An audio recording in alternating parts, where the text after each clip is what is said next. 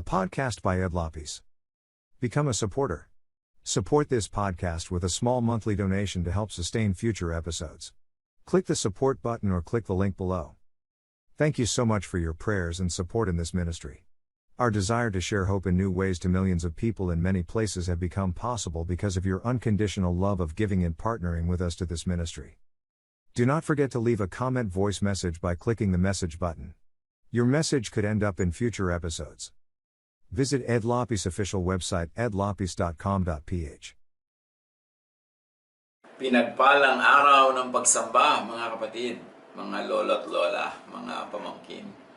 Napakaligaya na isipin na sa kabila ng mga lockdown at mga quarantine ay nakakapagsama-sama tayo. Talagang parang inihanda ang technology sa ganitong mga pagkakataon. At tayo nakakapagbulay-bulay ng mga salita ng Diyos, nakakasamba, nakakapanalangin magkakasama sa kabila ng ating physical distancing. Ang ating pag-aaral sa araw na ito, pinamagatan nating God, Natural Law, and Life. Maraming bagay na dapat tayong linawin tungkol sa Diyos. God is not human. Hindi siya tao. Si Jesus, anak ng Diyos, nagkatawang tao. Pero ang Diyos ay hindi tao. 1 Samuel 15:29, He is not a human being, that He should change His mind. Job 36:5, God is mighty and firm in His purpose. And because hindi tao ang Diyos, God cannot be manipulated like humans. Hindi pwedeng iba-ibahin ang kanyang iniisip, imaniobra siya at imanipulate sa pamamagitan ng emotional blackmail. God's character is revealed by creation. Maraming mga attempts ang mga religions to present God. Maraming beses nga na may misrepresent pa ang God. Kasi kita nyo kung gaano napakaraming religions. Iba-ibang mukha ng Diyos ang ipinapakita. Iba-ibang karakter, iba-ibang temperament, iba-ibang mga katuruan tungkol sa kabaitan ng Diyos o sa kaistriktuhan ng Diyos. Yung mga theological concepts, yung mga pag-theorize sa mga tao tungkol sa Diyos through religious discourse, marami dyan very misleading. Hindi mo nga malaman kung alin talaga ang nagtuturo ng tama. And even within Christianity, ang dami-dami mga ibang pagpapakilala sa Diyos. Merong Diyos na napakasungit, merong Diyos na mabait, merong Diyos na paiba-iba. So, alin ba talaga? Paano mo makikilala ang Diyos? Merong paraan ng pagpapakilala ang Diyos na talagang foolproof. Yung talagang kitang-kita mo na hindi pwedeng imaniobra ng tao. And that is nature. Romans 1:20, God's eternal power and character cannot be seen. But from the beginning of creation, God has shown what these are like by all He has made. In other words, bago pa nagkaroon ng religion, bago pa nagkaroon ng theology, bago pa nagkaroon ng iba't ibang schools of thought about God, nagpakilala na ang Diyos through creation. Gusto mong talaga makilala ang Diyos, walang halong misteachings, misgivings, misinformation, go to nature. Because God reveals Himself through the things that God had made. Now, God life, or God who is life, or life that comes from God, God life is in all forms of life. Job 12 then, every living creature is in the hands of God. Hindi lang hawak ng Diyos, kundi tinatahanan talaga ng Diyos, nandun ang Espiritu ng Diyos, dahil Diyos ang nagpapaandar sa lahat ng living beings. God life is interacting with all forms of life, automatically, hindi manually. Whether or not isipin mong hihinga ka, humihinga ka. Whether or not isipin mong kailangang maampat ang dugo sa sugat mo na biglang nahiwa, umaampat yon even without your conscious participation. Kasi nag-i-interact ang lahat ng life with other forms of life. Pre-designed yan ng Diyos, automatically. Kaya sabi nga na isang pelikula, life finds a way. And indeed, life finds a way to exist, to grow, to reproduce, to expand. Kita niyo sa mga tore ng mga lumang building, may mga nagtutubo ang mga damo. Hayaan mo lang yan kung pakialaman. Lalaki yan hanggang maging halaman. Gumagawa ng paraan ang buhay May mga malalaking puno matutumba sa bagyo. Huwag mo lang bunutin, huwag mong tagain, huwag mong putulin. Mamaya, tumutubo na yun kahit nakahiga. Kaya maraming manggang nakadapa, nakahiga, nakatiwarik. Kasi life finds a way. God life is interacting with all forms of life consistently, firmly, creatively, and recreatively. Kaya marami nare-recreate out of creation. Maraming nabubuo na pagka pinaghalo-halo mga iba't ibang formula, nakakagawa ka ng iba na naman mga compounds. Kasi, ganun ang paraan ng Diyos. Maraming pwedeng kombinasyon ang buhay. Kaya pwede ka mga crossbreeding pati ng halaman eh. Deuteronomy 32:39, I put to death and I bring to life.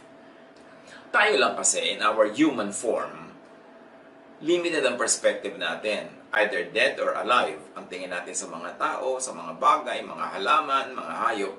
Pero sa Diyos, who is everything and in everything and who designed everything and who makes everything run, wala talagang namamatay at nabubuhay. Nagre-recycle lang yung life. Kaya pagka merong isang busal na mais na nahulog sa lupa at nabulok at naglaglagan yung mga butil-butil niya at tumubo, wala naman talaga namatay kasi nabuhay siya uli bilang bagong mais na naman. So at any time, merong isinisilang, merong namamatay, may lumalaki, may papaliit, papaatras, kasi paikot-ikot lang ang buhay. Parang tubig. May nag-evaporate, may nagko-condense, merong nagpe-precipitate, tumutulo, may nagfe-freeze, merong nagiging solid, liquid, gas. Pero sa tingin ng Diyos na lumikha, at any given time, tubig pa rin yun. So pag tinignan natin ang buhay from that point of view, hindi tayo masyado magiging attached to various stages of life. Kasi God who is life is in all those stages anyway. He designed all those stages and God runs all those stages. God life is intelligent. Pagkita nyo mga halaman, subukan mo yung daganan ng kung anong plywood yung damo, mamaya susungaw siya doon sa labas. Gagawa siya ng paraan na makalabas doon. Yung mga baging, paano siya nakakagawa ng paraan na humawak sa mga dapat niyang hawakan, na nakakakapit siya talaga. Yung mga ugat na gumagawa ng paraan na sumiksik sa mga pagitan ng mga bato, na pati mga kalsada nga, pag nadaanan ng ugat, natitibag-tibag yung kalsada, gumagawa ng paraan yung halaman, kasi may intelligence ang life. Pati nga yung mga pag-andar ng mga virus, may sarili silang intelligence. Kaya naglalabanan yung mga antibodies ng katawan natin at yung mga invading organisms. May giyerang nagaganap na hindi mo nga alam na nagaganap yun. Yung bigla ka nilagnat, yung pala yung katawan mo gumawa ng paraan na itaas ang temperature para tupukin niya yung mga pumapasok na mga mikrobyo na hindi kayang mabuhay sa mainit na temperature. Hindi mo iniisip gawin yun. Automatic ginagawa yun ng iyong blood systems. So, God life is intelligent. May sarili siyang karunungan. Wisdom has been with God even before creation. Sabi sa Proverbs 8:22-31, from the beginning, I was with the Lord. Ito yung wisdom na nagsasalita. I was there before He began to create the earth. At the very first, the Lord gave life to me. So, kasabay ng Diyos, wisdom. In other words, God is wise at lahat ng kinreate niya, created in wisdom, with wisdom, for wisdom, kasi nga yung wisdom, nandun na bago pa nagkaroon ng creation. Wisdom attended creation. So the only way to deal with creation, with nature, is to be wise and to respect the wisdom of every living thing. God's wisdom is in all created things. Nasa chemicals, nasa kuryente, nasa laws of physics, nasa biology, nasa botany, nasa agronomy, nasa agriculture, nandiyan na lahat. Kasi Diyos ang lumikha and God is wise. Proverbs 3:19-20, by His wisdom and knowledge, the Lord created heaven and earth. Hindi random, may design. Psalm 104:19-20, you created the moon to tell us the seasons. The sun knows when to set, and you made the darkness so the animals in the forest could come out at night. It's a poetic way of talking about rules of biology.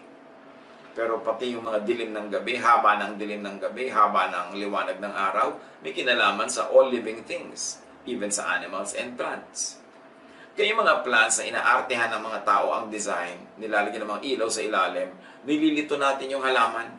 Kasi sanay yung halaman na ang light nandun sa ibabaw, sa taas niya para nakalatag doon yung mga dahon niya for photosynthesis. Tapos iilawan mo sa ilalim, hindi na-stress yung halaman dahil bakit may liwanag sa ilalim? Anong gagawin niya? Pagkagabi, tataob yung dahon para humarap sa liwanag. At sa umaga, titihaya uli siya para humarap naman sa araw. Kaya yung mga ganyan mga design ng tao, hindi nire-respect yung wisdom ng plants. Yung wisdom ng Diyos sa pag-create ng plants. Kaya dapat mas nagbe-blend yung mga ginagawa natin sa natural law, sa law of God, na may wisdom, run by and in wisdom. Now, intelligence is seen and shown in creation's design, function, and laws of nature, like laws of physics, laws of chemistry, laws of electricity. Lahat yan may wisdom. Kaya yung mga engineer, alam nila kung paano magde-design ng mga tulay na makakapagbuhat ng ganito kalaking load. Kasi may design na yun eh. Kaya mga aeroplano napapalipad at this speed, with that kind of wind, with that kind of velocity, at ganitong kabigat na dalang mga cargo na tutimbang nila kung kayang buhatin niya ng aeroplano or not. Kasi lahat ng mga computations, lahat ng formula, nandiyan na sa nature, embedded na. Yung marurunong lang na tao, nadidiscover nila yung nandun na dati, pero hindi tao ang naglalagay nun. Kaya lahat ng mga inventions are based on understanding the laws of nature. Genesis 2:2-3. God finished the work He was doing, so on the seventh day He rested from His work. God blessed the seventh day and made it a holy day. He made it special because on that day He rested from all the work He did while creating the world. Anong ibig sabihin nito sa buhay natin ngayon mga kapatid? Tapos na ang paggawa ng Creator. Huwag kang magdasal dyan na igawa ka niya ng something. Kasi tapos na ang paggawa ng Diyos. Mag-aral ka, alamin mo ang laws of nature, alamin mo kung paano ka makakagawa ng something, paano ka makakagawa ng C by adding A to B. Kasi nandun na lahat yung formula. Pero tapos na ang paggawa.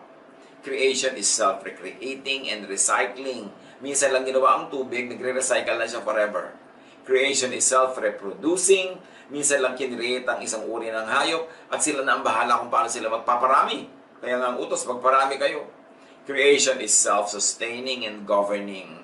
Kaya dapat hayaan natin yung forest na mag-govern sa sarili niya, makarecover siya pag may dumaang bagyo, pag nagkaroon ng forest fire, huwag natin pakialaman, huwag natin kalbuhin, ubusin lahat ng mga resources, kasi nakikialam tayo sa self-governance ng nature. Kita nyo ngayong mga lockdown, ngayong quarantine, ang dami mga wild animals na namamasyal sa mga parks sa loob ng mga city. Dahil wala yung mga tao para makialam sa kanila, then therefore they repossess the management of their own lives.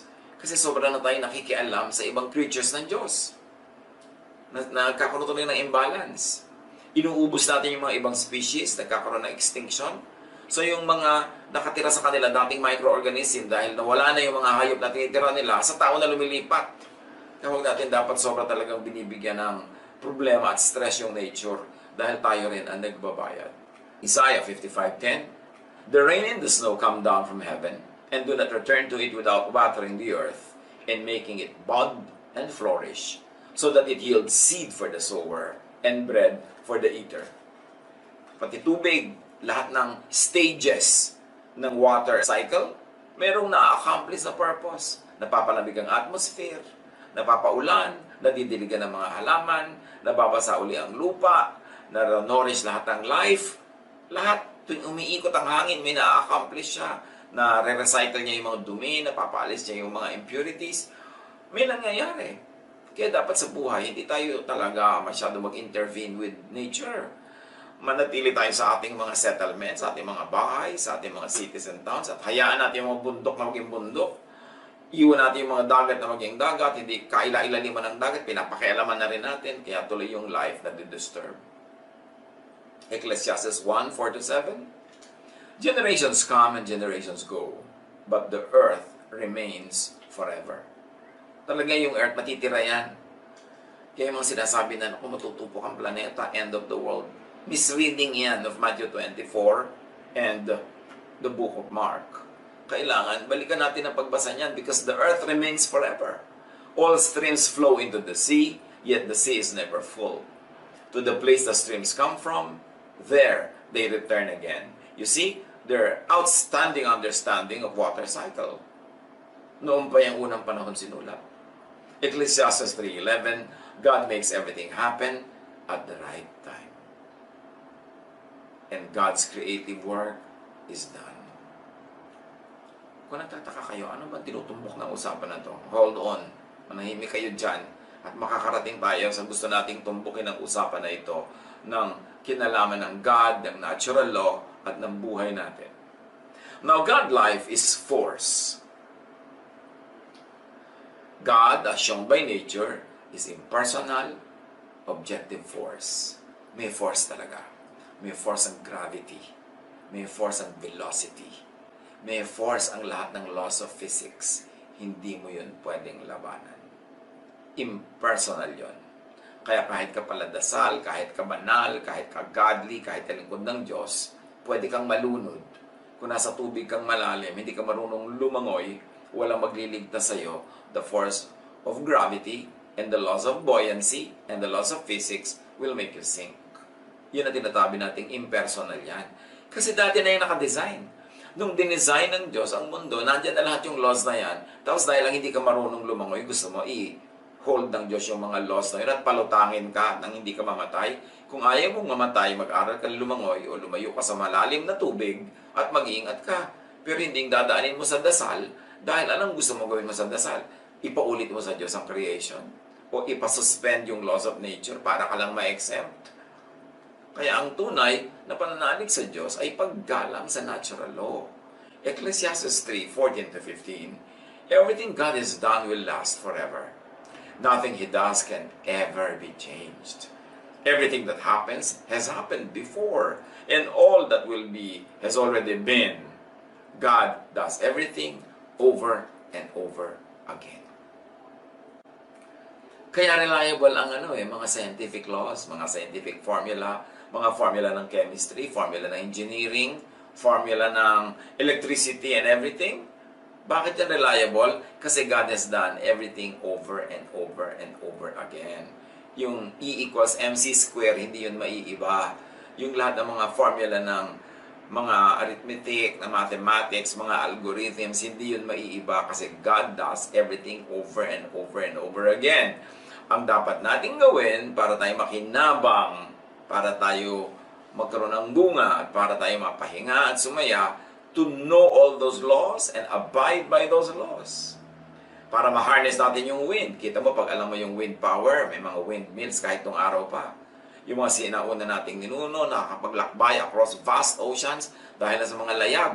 Dahil na-harness nila yung power ng wind. Alam nila kung paano pakinabangan yung power ng wind. Alam nila kung paano pakinabangan yung direction ng mga waves at different times of the year. Nababasa nila yung mga formation ng mga bituin sa langit, kaya nag-guide sila kahit sila ay namamangka sa dilim ng gabi, kasi natutunan nilang malaman kung paano umaandar ang nature.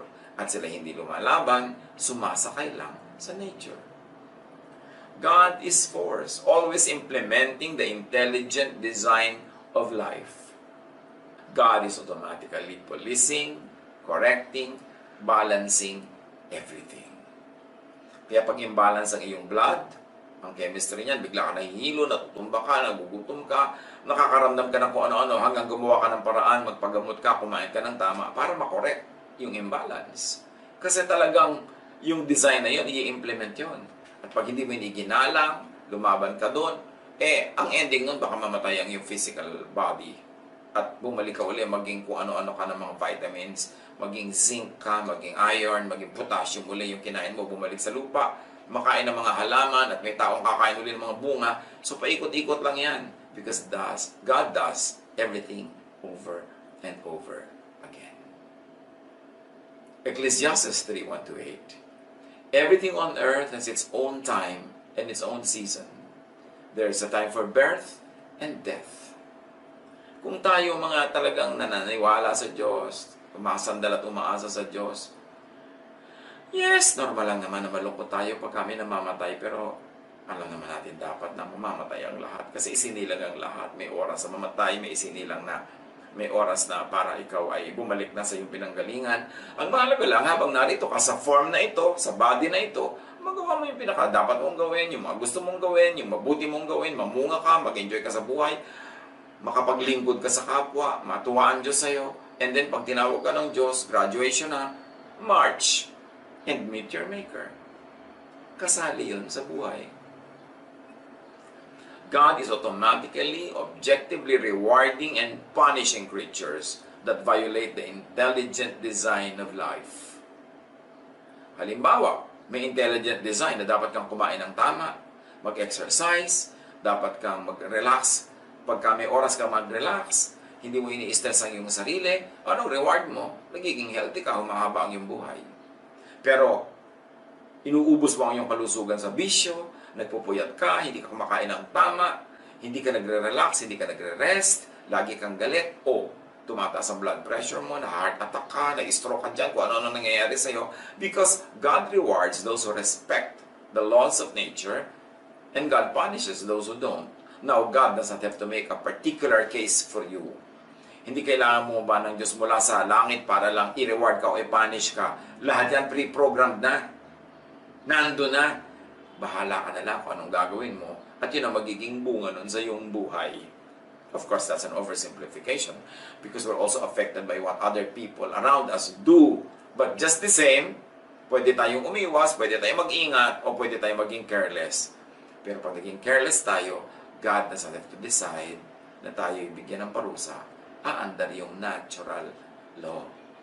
Halimbawa, lagi mong pinupuno ng sigarilyo at nicotine yung iyong lungs. Kulang ka sa exercise, kulang ka sa proper food, kulang ka pa sa rest. Magkakasakit ka. Hindi kailangan assignan ng Diyos na, bibigyan kita ng sakit. No, nakatakda na yon. Mangyayari yon. If P, then Q. If you did A, susunod yung B. So kung ayaw mo ng B, huwag ka mag-A. Alamin mo how nature works. Because that's how God works. Because God is the author of natural law. Now, God is energy. God is energy, the energy that empowers, enables creation to exist and to stay as it is. In Colossians 1:15-17, mentions Jesus, the Son of God, in that breath. The Son is the image of the invisible God, the firstborn of all creation. Parang yung wisdom, bago pa creation, nandun na siya. For in Him, all things were created. Things in heaven and on earth, visible and invisible, whether thrones or powers or rulers or authorities, all things have been created through Him and for Him. He is before all things, and in Him all things hold together. If you like to think atomically, if you like to think cellularly, if you like to think in a way of chemistry, of electricity, of the laws of nature, sabi, si Jesus daw, in Him, all things hold together. At kung mahilig kayo sa sciences, you know that there is something that holds everything together. Masyadong jive, masyadong parallel yung sinasabi, although magkaiba ng paraan ng pagsasabi, ang religion at ang science, but they're talking about the same thing. Energy is impersonal and objective, and rewards and punishes only by the book, only by the intelligent design and function of life. So hindi ka pwede maging paborito ng Diyos o galit sa'yo ang Diyos kaya nangyayari yan.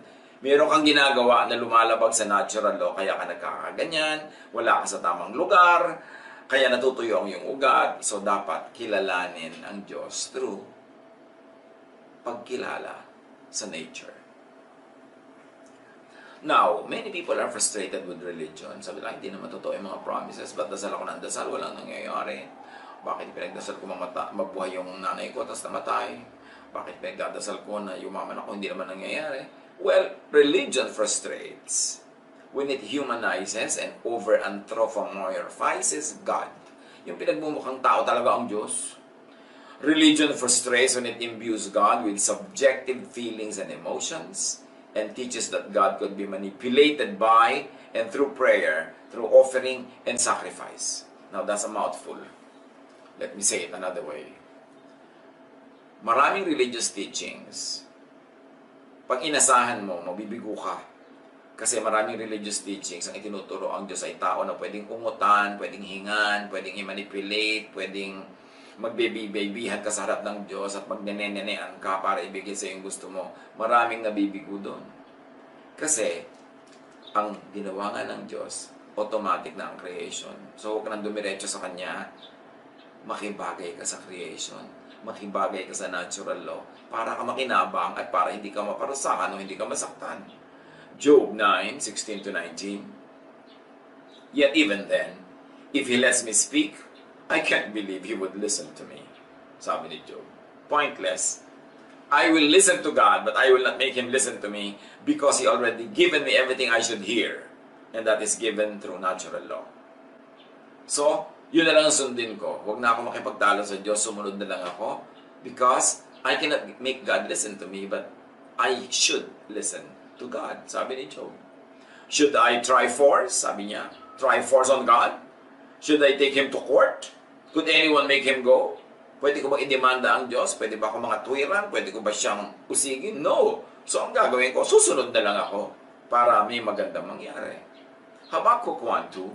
Our Lord, how long must I beg for you to help before you listen? Marami sa atin, ganyan na halos ang prayer. Why should we make God listen to us when He should be listening to God?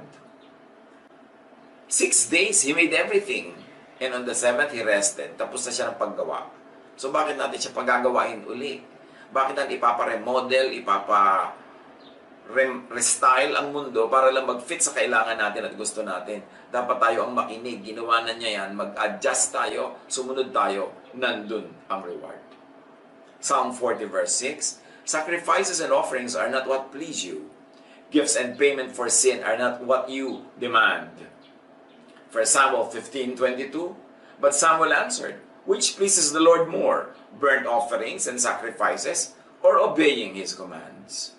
It is better to obey the Lord than to offer sacrifices to Him. It is better to listen to Him than to offer fat from rams. So, itong Psalm 40 verse 6 at 1 Samuel 15, isa lang ang sinasabi. Gusto mong matuwa sa iyo ang Diyos, huwag mong daanin sa kauungot. Huwag mong dadaanin sa mga offering. Huwag mong daanin sa mga suhol-suhol at pagdadasal-dasal dyan. Ang gawin mo, sumunod ka sa Kanya. Obedience is better than sacrifices or offerings.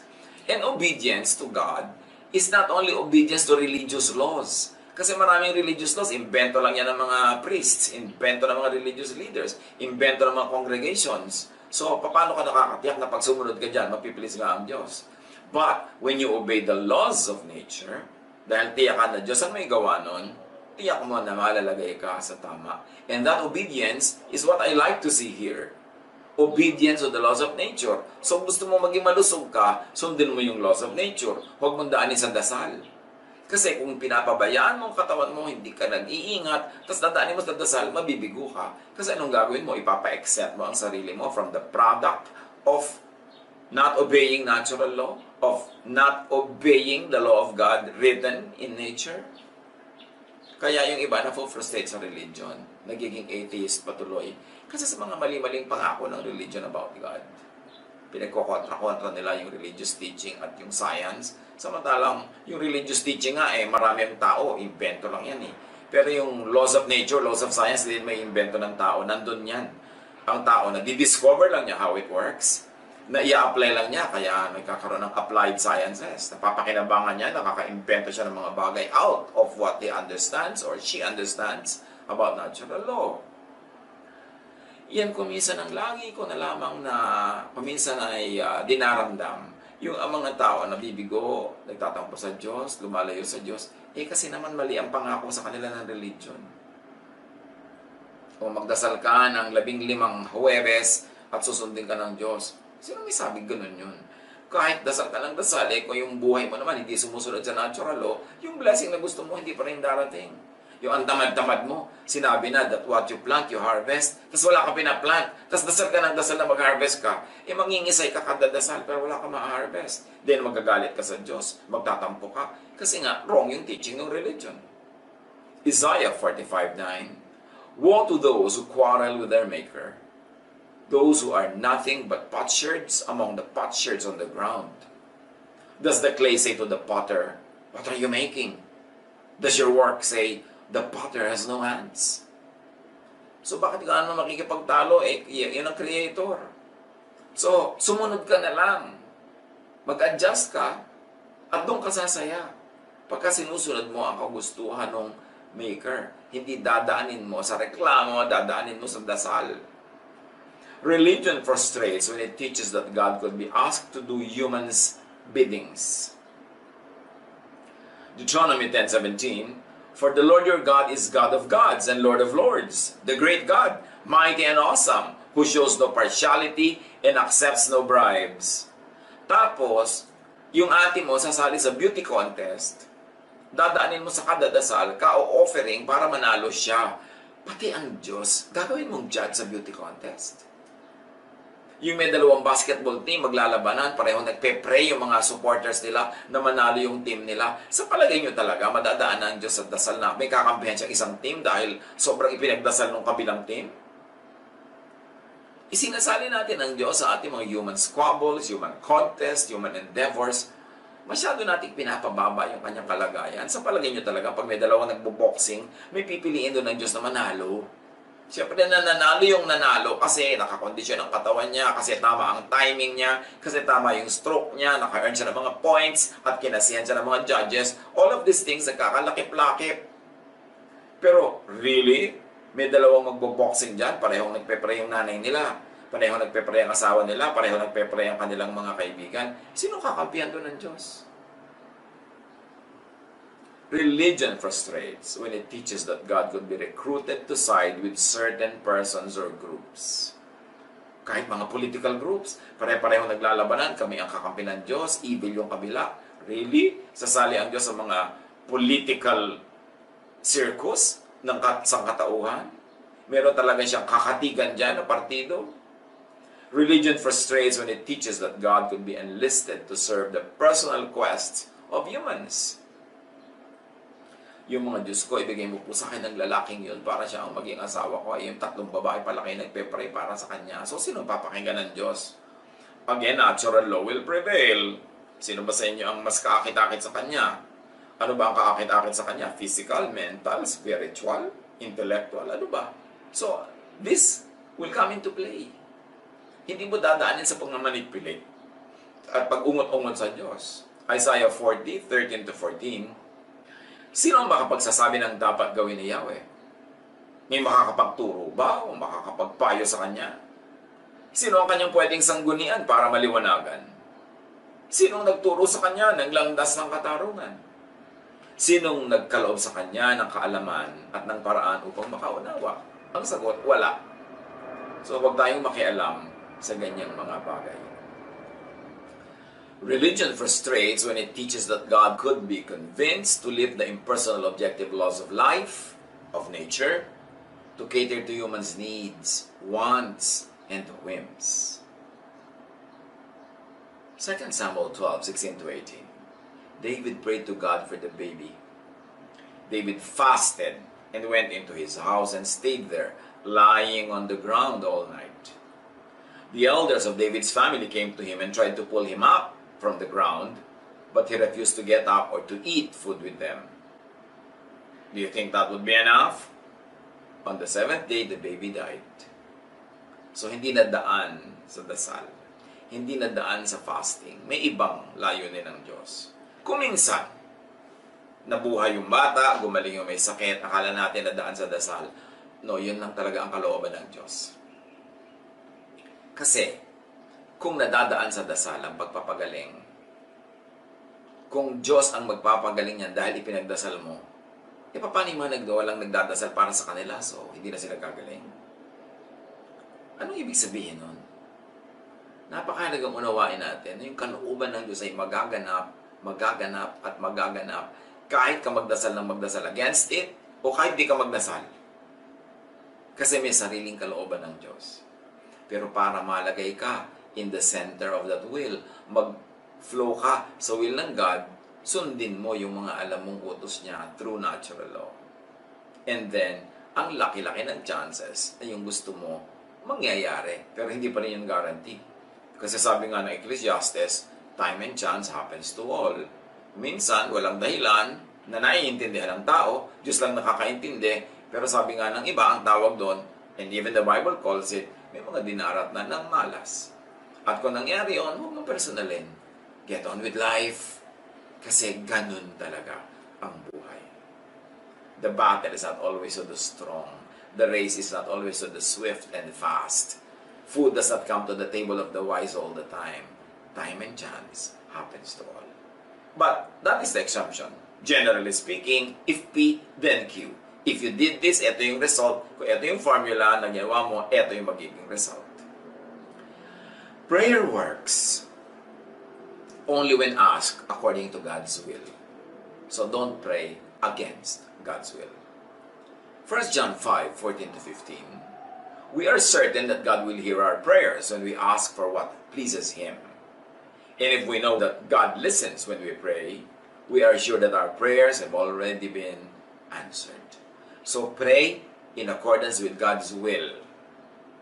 And nature shows us clearly God's will. Sometimes religious doctrine also shows us. Sometimes religious papers show us. Pero ang pagpapakilala ng nature sa Diyos, unassailable, laging tama. Prayer works only when asked according to God's will. Psalm 103:17-18. But from everlasting to everlasting, the Lord's love is with those who fear Him, and His righteousness with their children's children, with those who keep His covenant and remember to obey His precepts. And remember, covenant doesn't always mean religious covenant, because yung covenant ng God with humans and with all life is written in the laws of nature. If you did this, this will happen to you. So obey this, ito magiging bunga. At sunduin natin yung precepts. And precepts of God is not always religious doctrine. These are all natural laws also. Prayer works only when asked according to God's will, which is natural law. God's will is natural law. Or life's objective, intelligent design, force, and energy. Yan ang pagpapakilala ng Diyos all throughout time. Psalm 104 verse 5. You build foundations for the earth and it will never be shaken. Hindi natin maiiba yung nilikha ng Diyos. Psalm 92:12-15. The righteous will flourish like a palm tree, proclaiming, the Lord is upright. He is my rock, and there is no wickedness in Him. And here, righteous means submissive to God's creative natural law. Therefore, blessed. Yung righteousness doesn't always have to be defined in religious terms. Because when you are submissive to God's creative and natural law, you are submissive to God. Therefore, you are right and you are righteous. Ang laki kasi ng nagiging disadvantage pag pinaghihiwala yung religious at scientific principles. Para magkalaban, no. Yung mga conservative religious people na ayaw nilang mag-change ng kanilang mind, ayaw nilang mag-adapt ng kanilang mga doctrines, ayaw nilang mag-adjust sa mga scientific discoveries and realities, yan ang galit sa science. Kasi gusto nilang manatili sa kanilang conservative thinking. Alam nila maguguho yun, matutunaw yun pagka hinayaan nila na yung truth and evidences of science prevail. Kaya galit sila sa science. But God created all of the scientific laws. So yung tunay na maka-Diyos dapat hindi galit sa science. In fact, science could be God's last prophet. Ano bang ginagawa ng mga prophet? They explain to us God's will and God's mind. Hindi ba? Pag nakita mo sa mga scientific principles yung kung paano ginawa ng Diyos ang lahat, ina-explain ng science sa'yo yung mind of God. Kaya yung science, prophet yan. The way to be blessed is to abide by the objective natural law of life. Matthew 15:9, it is useless for you to worship me when you teach rules made up by humans. Halimbawa, apply natin sa buhay natin ngayon. Ang dami mga tao hyper-faith. Yung, Our God is stronger than the disease. Our God is bigger than the problem. And because of that, ano ginagawa nila? Hindi sila nagso-social and physical distancing. Because of that, hindi sila nagmamask. Because of that, patuloy pa rin sila nagsisiksikan, nagsasama-sama, nagyayakap-yakapan. Tapos sasabog ang sakit sa kanilang paligid. Ang dami-dami mga sakit na trace sa mga religious gatherings. Kasi yung mga tao, akala nila dahil naniniwala sila sa Diyos, therefore, pwede na nilang itapon yung scientific laws. Dahil yung faith nila ay gusto nila yun ang manaig at hindi yung reason, hindi yung science, hindi yung intelligence, hindi yung wisdom. Nagkakasakit sila. Tapos magtataka sila, bakit kami nagkasakit? Pinabayaan kami ng Diyos. Magagalit ngayon pagtatampo sa Diyos. Eh kung gusto mo talagang huwag magkasakit, sundin mo yung scientific law kasi God ang gumawa ng law na yun. So true godliness will actually respect all what the medical people who are informed and who are correct will tell us to do. The way to be blessed is to be planted by streams of water. Psalm 1, 2 to 3. But whose delight is in the law of the Lord, and who meditates on His law day and night, that person is like a tree planted by streams of water. So hindi lang yan sa religious way.